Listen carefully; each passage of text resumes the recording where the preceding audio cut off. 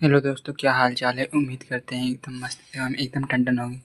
चलो स्टार्ट करते हैं आज का ये वीडियो। जल्दबाजी मत करना, वीडियो को ध्यान से देखना क्योंकि कुछ भी स्किप किया तो तुम बहुत कुछ खो दोगे। और भाई अच्छे से मन लगाकर देखना। चलो स्टार्ट करते हैं। पत्र।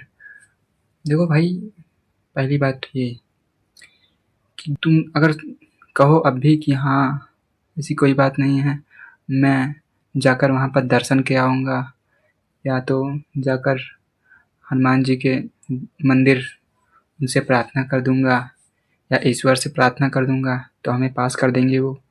तो ऐसा भाई कुछ भी नहीं है। अगर आपको पास होना है तो पढ़ना तो ज़रूर पड़ेगा, नहीं तो देखते हैं हम भी। जाओ, तुम भगवान के दर्शन के आओ और कुछ भी कराओ और पढ़ाई मत करो और एग्ज़ाम देने मत जाओ, तो मैं भी देखूं कौन से भगवान पास करते हैं। बहरहाल मैं भगवान का अपमान नहीं कर रहा हूँ भाई, पर अगर भाई पास होना है तो खुद पढ़ना पड़ेगा और मैं आपको वही सिखा रहा हूँ। चलो देखते हैं फिर। पहला नंबर पत्र, जो भाई इम्पोर्टेंट है। ये पत्र पत्र आपको ज़रूर याद करना है। जैसे कि किसी स्कूल या कॉलेज के प्रबंधक को लिपि या प्रार्थना पत्र लिखना है। आवेदन पत्र। और किसी बैंक के प्रबंधक को आवेदन पत्र लिखना है। इस दोनों टॉपिक पर भाई अच्छे से पत्र तैयार कर लेना क्योंकि इम्पोर्टेंट है। उसके बाद रस रस आप मात्र 2 रस तैयार कर लेना। पहला करुड़ रस और दूसरा वीर रस। उसके बाद छंद देख लेना आप, इम्पोर्टेंट तो बता दे रहा हूँ। सोरठा छंद और रोला छंद। उसके बाद में फिर अलंकार इम्पोर्टेंट तो बता दे। श्लेष अलंकार, उत्प्रेक्षा अलंकार इम्पोर्टेंट है 12वीं क्लास के लिए भाई। उसके बाद निबंध। निबंध आपको लिखना है विज्ञान के अभिश्राप और वरदान, बेरोजगारी की समस्या।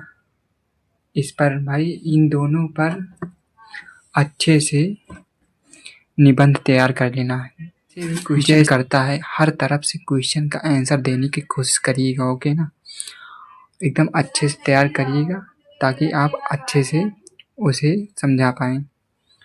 तो चलो देखते हैं आगे। संधि विच्छेद, इसको आप पेपर के 2-3 दिन पहले आप एक वीडियो देख लीजिएगा यूट्यूब का, उसके बाद बस याद कर लीजिएगा। उसके बाद ऐसे विभक्ति वचन, इसको भी देख लीजिएगा 3-4 दिन पहले पेपर के। उसके बाद ये देखते हैं एक शब्द के 2 अर्थ, इसको भी देख लीजिएगा 1-2 दिन पहले पेपर के। मुक्त अज्ञ खंड काव्य। खंड काव्य भाई जिस जिले का जिसका भी जो हो, अलग अलग जिले का अलग अलग खंड काव्य होता है। अपने अपने जिले का तुम लोग याद कर लेना भाई, ये फिक्स होता है कि हाँ ये आएगा ज़रूर, मुक्त अज्ञ खंड काव्य। ओके ब्रो, क्योंकि ना ये ज़रूर आता है भाई, ये हर जगह का एकदम फिक्स रहता है। जैसे कुछ चीज़ें फिक्स होती हैं, जैसे ये हो गया मुक्त अज्ञ खंड काव्य। उसके बाद पत्र होगा तो जो बताए हमने। उसके बाद पंचलाइट। पंचलाइट में आप लाठी कहानी याद कर लीजिएगा। उसके बाद पंचलाइट, बस 2 ही। बस उसके बाद एक शब्द के 2 अर्थ पेपर के 3-4 दिन पहले, इसे आप देख लीजिएगा। मुक्त अज्ञ खंड काव्य, इसे तो देख लीजिएगा ज़रूर। सही शब्द लिखिए, इसे भी आप देख लीजिएगा। ओके, पेपर के 2 दिन पहले। उसके बाद जीवन परिचय, गद्य और पद्य। मैं भाई बता दे रहा हूँ एकदम एग्जैक्ट। सुनो, 3 देखो, शुरू से गद्य में शुरू का चैप्टर 3 चैप्टर याद कर लीजिएगा, तैयार कर लीजिए। और पद्य में भी शुरू से 3 चैप्टर याद कर लीजिए। उसी का भी संदर्भ याद कर लीजिएगा, और जो क्वेश्चन बनता है इसी तीनों चैप्टर से बनते हैं। गद्य का तीनों चैप्टर पहले और पद्य के तीनों चैप्टर पहले से ही बनते हैं। ओके ना, आपको ऐसे ही याद करना है भाई। मैं सिर्फ आपको रास्ता दिखा सकता हूँ, आपको चलना खुद पड़ेगा। ओके ना, तो ऐसे ही भाई ना, तीनों चैप्टर, आगे 3 चैप्टर, पीछे का 3 चैप्टर याद कर लीजिएगा, अच्छे से एकदम तैयार कर लीजिए। जीवन परिचय और से एक बार देख लीजिएगा यूट्यूब पर, एक से एक ट्रिक से आपको सिखाया गया है भाई। वीडियो देखकर आप याद रखिए, ओके, ताकि एग्ज़ाम में अच्छे से। और हाँ भाई, एग्ज़ाम में एकदम आराम से मत लिखना, जल्दी जल्दी लिखना, और शॉर्ट में जितना क्वेश्चन को शॉर्ट बनाने का मन करे उतना बना देना, लेकिन एकदम सही सही हो, और बहुत तेज़ लिखना, क्योंकि भाई इतिहास गवाह है, इंटर के पेपर में, हिंदी के पेपर में ज़रूर छूटता है भाई, बहुत बच्चे का छूटता है। इसीलिए भाई, अगर ये सोचो कि तुम्हारा ना छूटे तो भाई स्पीड अपना बहुत तेज़ कर लो, और राइटिंग थोड़ा अच्छी कर लो फिलहाल, बहरहाल। और बस, और कोई बात नहीं, स्पीड लेकिन भाई तेज़ कर लेना, और क्वेश्चन को जितना हो सके उतना शॉर्ट में लिखिएगा, और ज़्यादा उस पर लाइनिंग वाइनिंग मत खींचिएगा। जैसे कि यहाँ पर 2 लाइनिंग है, यहाँ पर आप वहाँ पर लाइनिंग वाइनिंग ज़्यादा मत खींचिएगा, सिर्फ एक लाइन यहाँ बस, इधर सब नहीं, ये सब लाइनिंग नहीं, ये सब लाइनिंग, सिर्फ एक लाइन इधर खींच दीजिएगा बस, और ज़्यादा सजावट मत करिएगा, नहीं तो एग्जामिनर समझ जाएगा कि हाँ ये लड़का ज़्यादा पढ़ता वढ़ता नहीं है, बस खाली से कला करना आता है बस।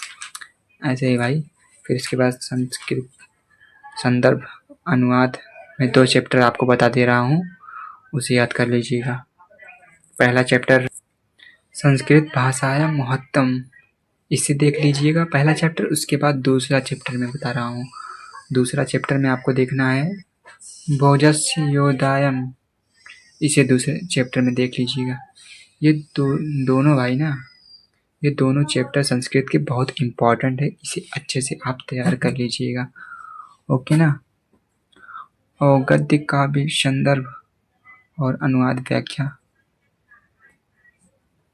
इसे भी भाई वैसे ही देख लेना, वही 3 चैप्टर का आगे का, 3 चैप्टर का पीछे का, गद्य का 3 चैप्टर का आगे का, और पद्य का 3 चैप्टर पीछे का, एकदम अच्छे से अनुवाद व्याख्या सब एकदम अच्छे से तैयार कर लेना, तीनों का चैप्टर अच्छे से समझ जाना।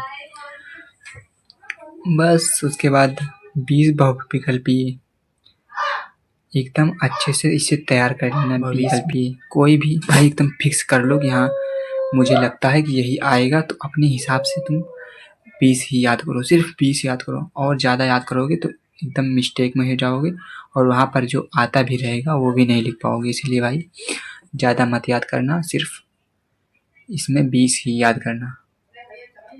और सबसे पहले ना आपको बड़े बड़े नंबर वाले लिखना है, जैसे आप जो फिक्स रहता है, ये मुक्त खंड का भी फिक्स होता है, इसे लिख देना। उसके बाद निबंध रहता है 10 नंबर का, निबंध लिख देना, कहाँ गया निबंध, ये है निबंध लिख देना।